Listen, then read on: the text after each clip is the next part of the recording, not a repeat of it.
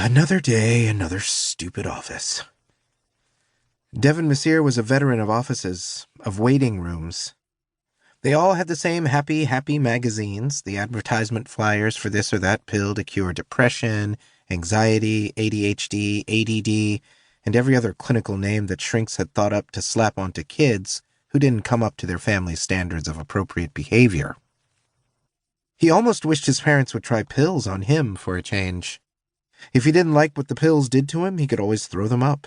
One of the bulimic chicks at the last concentration camp had taught him how to throw up at will, because a good way to get a camp counselor off you was to projectile vomit on him.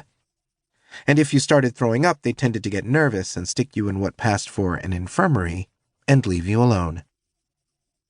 He was 15, and long before he'd gotten anywhere near troubled teenhood, he'd seen more of shrinks' offices than a clinical psychologist 4 times his current age.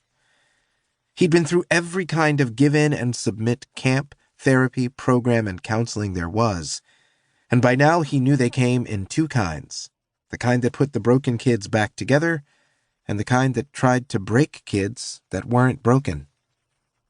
Devon wasn't broken, and he didn't intend to break. He didn't know why he and his parents had been on a collision course ever since he could remember.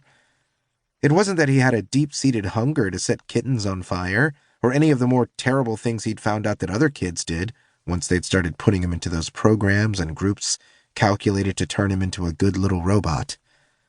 But he asked questions. He always had, ever since he'd been a little kid.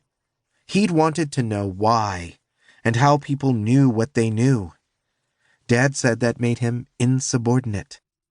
He'd gone and looked the word up in the dictionary and said he wasn't. Dad had refused to discuss it. Mom had, as always, taken Dad's side. Devon had yelled. He'd been sent to his room. He'd gone out the window. He'd only been gone a few hours and a few blocks before a policeman had brought him back. And Dad had been even more furious. He guessed he'd been 7 then. Things had never gotten any better.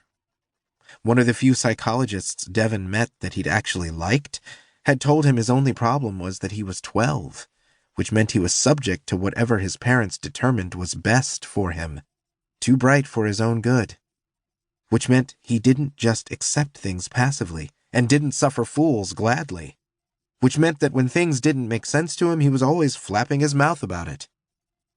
Unfortunately, in Devon's opinion, the world was full of fools.